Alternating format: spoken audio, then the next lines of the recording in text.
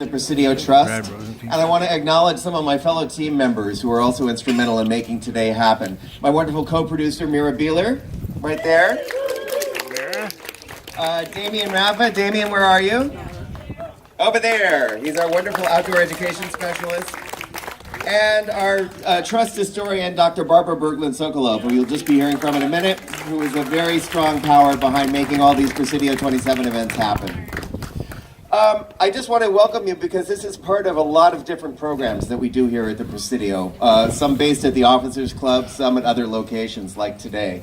And all of these are in our latest fall brochure, which is out and about. You can get it at the check-in table. There's all kinds of events happening, especially with Veterans Day on the way.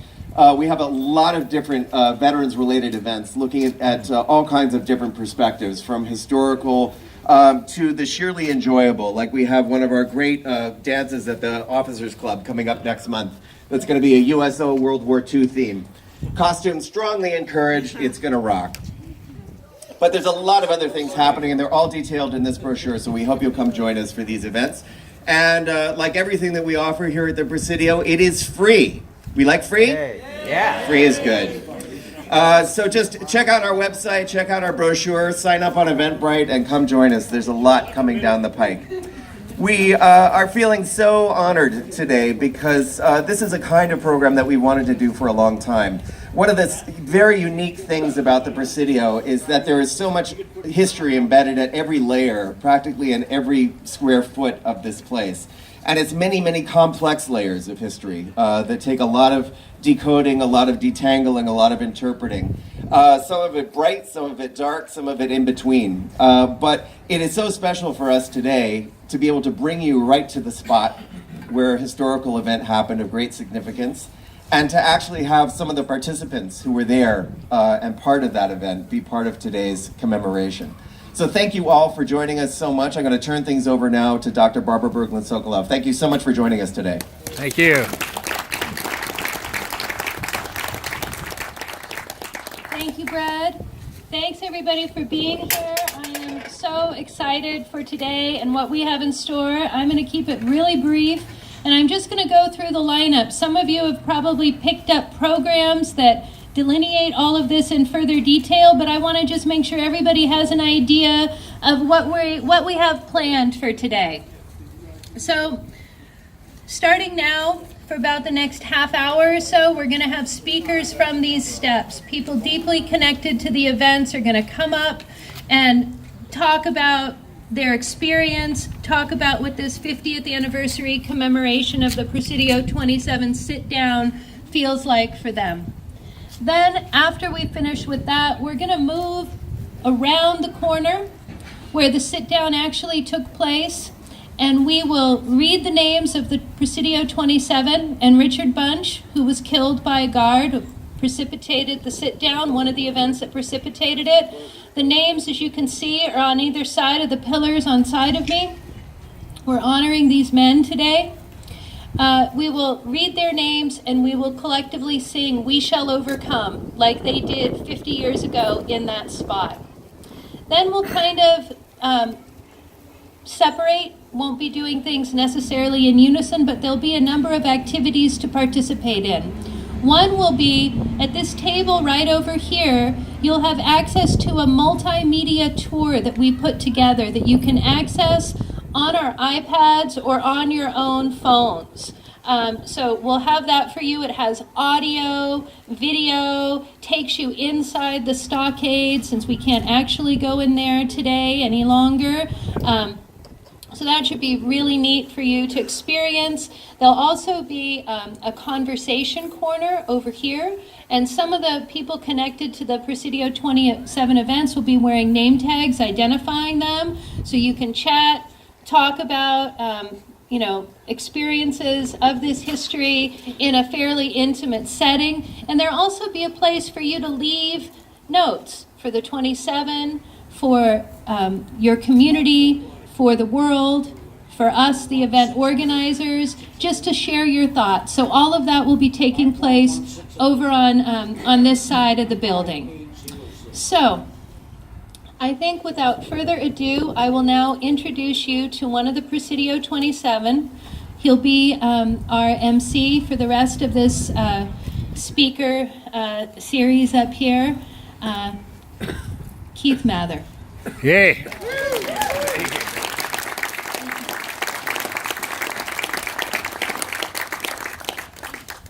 Well, hello and welcome to Building 1213, a bad jail. It was the site of the mutiny, the so-called mutiny, and without the trust, Presidio Trust and Barbara, this wouldn't be happening. So I'm very grateful for the Trust and Barbara's endeavors.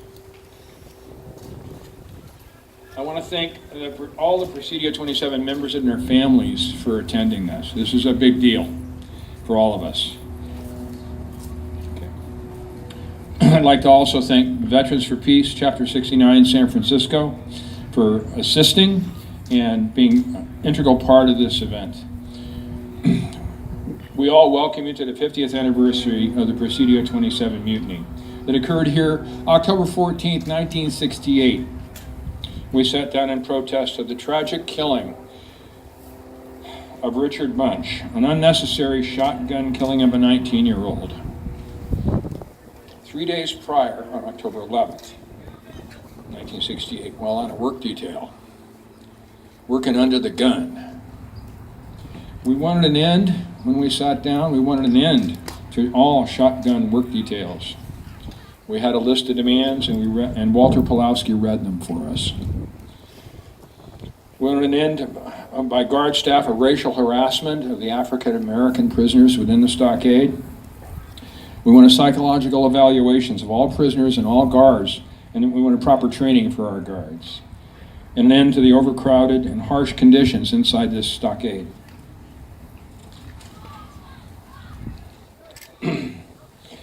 The core group, in my own estimation, had opposition to the war in Vietnam.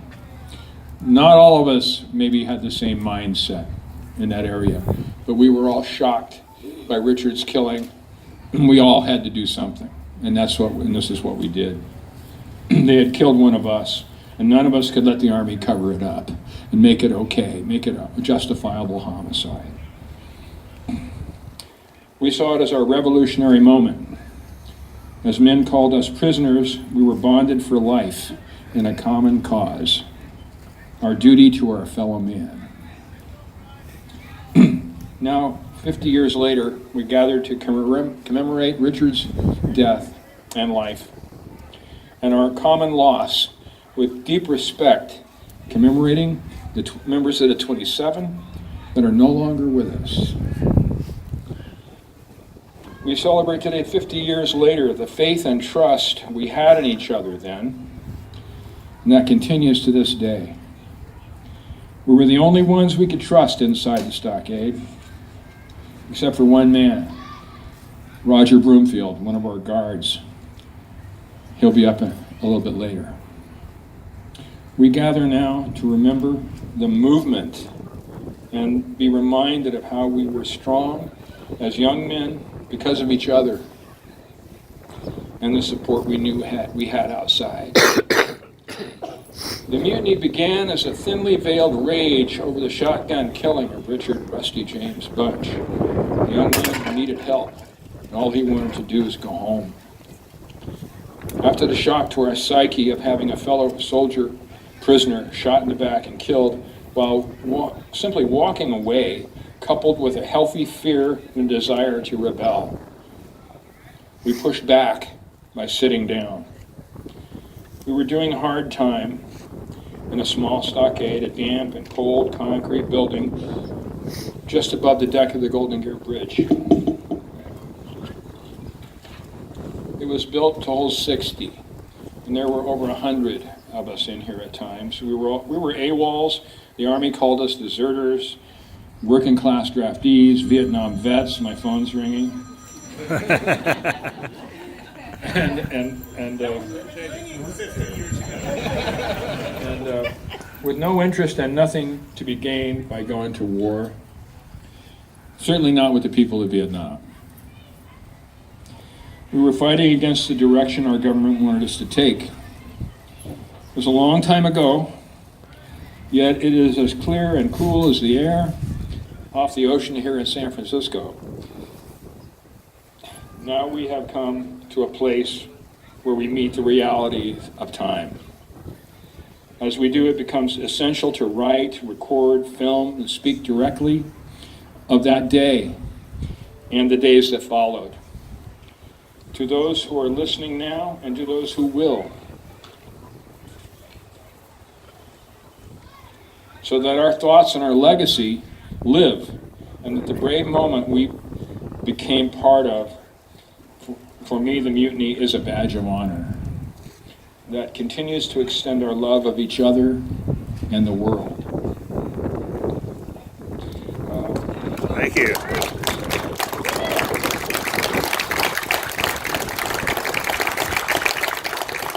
In a few moments, we're going to have some music, and we have a wonderful musician, Max Marcier, who will be coming up and playing, and doing a great job, I think, too, of filling in for Country Joe McDonald. Come on up, Max. Thank you. All right.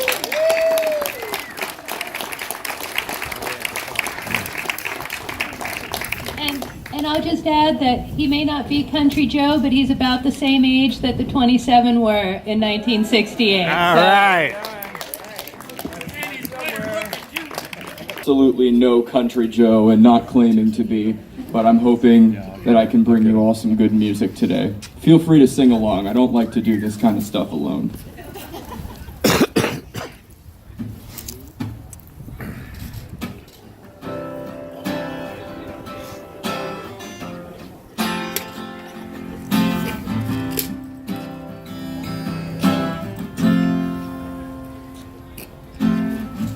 Imagine there's no heaven. It's easy if you try. No hell below us, above us only sky. Imagine all the people living for today. Imagine there's no countries. It isn't hard to do. Nothing to kill or die for, and no religion too. Imagine all the people living life in peace. You may say I'm a dreamer,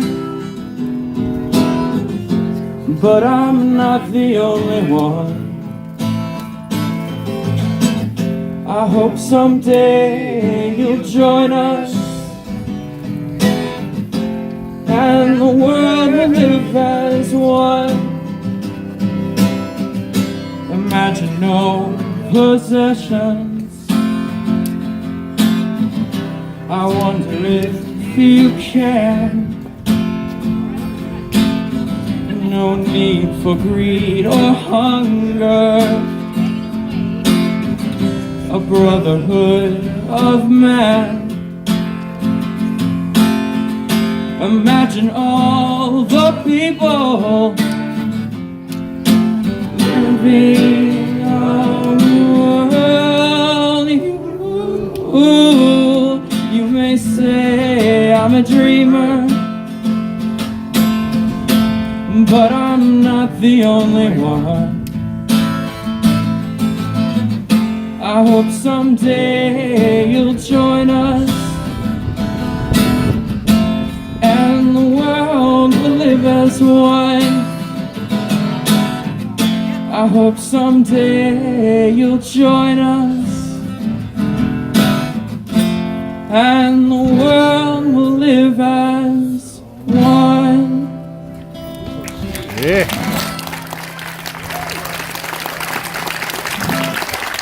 Thank you, everybody.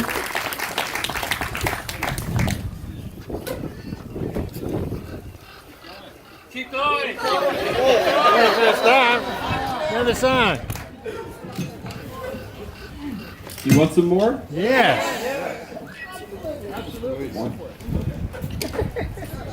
All right.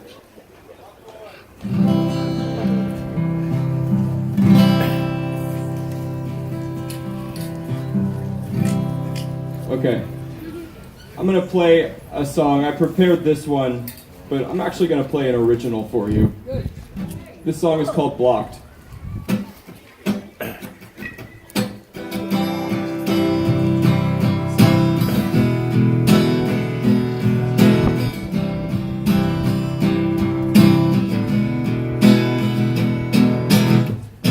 Do I seem different to you?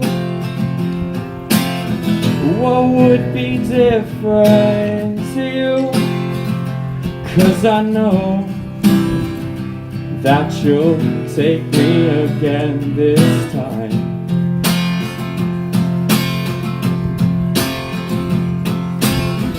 I've tried to point all the blame. Didn't work out quite right for my claim. And I'll stop once I realize that you're here to stay.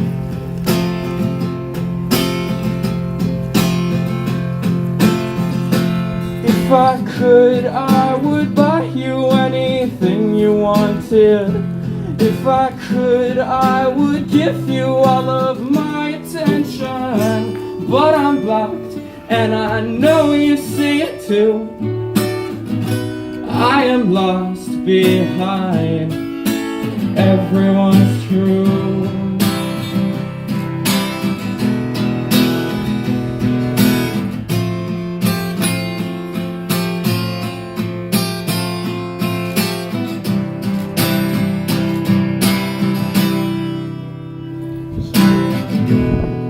Tried putting myself nowhere.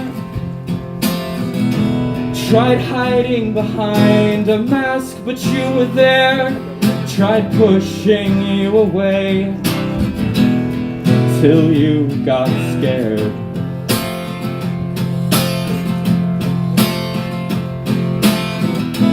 And some days I feel this void. Reminds me of the time she told me I'm a boy. But then you come along and you fill it with your voice.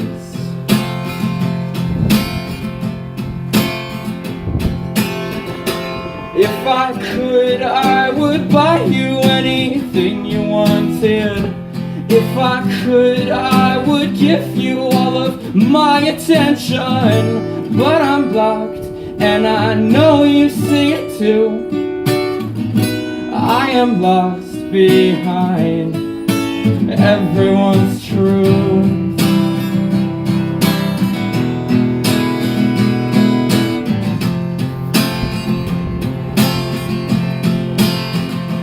But I'm blocked.